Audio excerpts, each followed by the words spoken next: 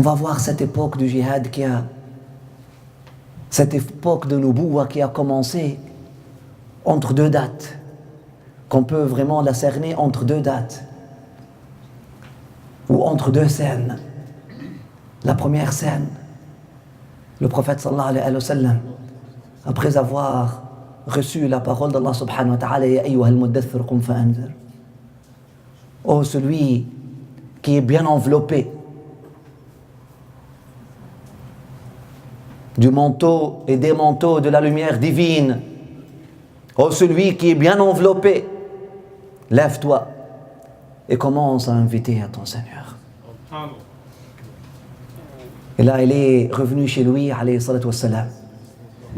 Fatima avait 5 ans ou 6 ans. Et le prophète sallallahu alayhi wa sallam, Fatima,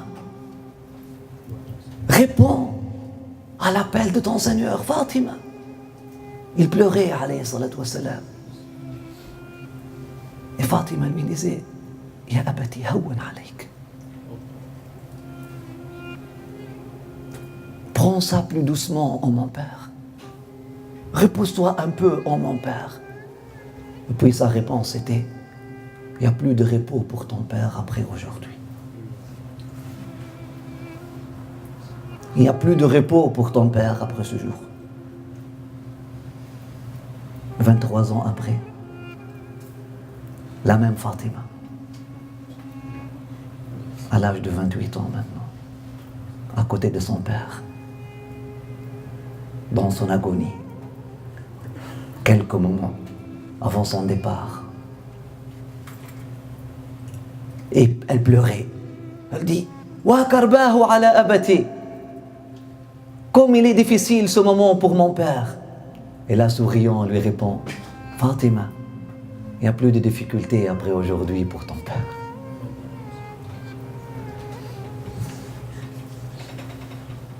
Entre deux scènes, entre deux lignes, ça a commencé avec il n'y a pas de repos, il n'y a plus de repos.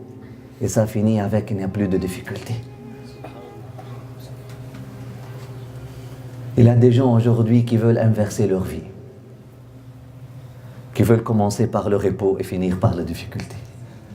Qu'Allah subhanahu wa ta'ala nous en préserve. Qu'est-ce que c'est un prophète? Qu'est-ce que c'est un être accompli? Pourquoi a-t-on besoin d'être accompli dans notre vie? Tu n'as pas besoin d'un être accompli si tu ne veux pas toi-même marcher dans le chemin de l'accomplissement. Ce potentiel de vie peut être oublié. Et là, il nous faut quoi? Il nous faut un rappel de ce potentiel.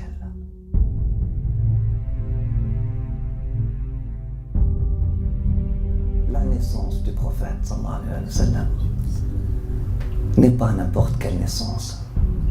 Son pèlerinage, sa prière, sa prosternation, son mariage n'ont pas été juste des épisodes. Donc, il faut étudier la vie du prophète sallallahu alayhi wa sallam afin de comprendre le vrai sens de la vie. Là, on comprend que c'est une vie qui n'est pas comme les autres vies. C'est un être qui a donné sens au verbe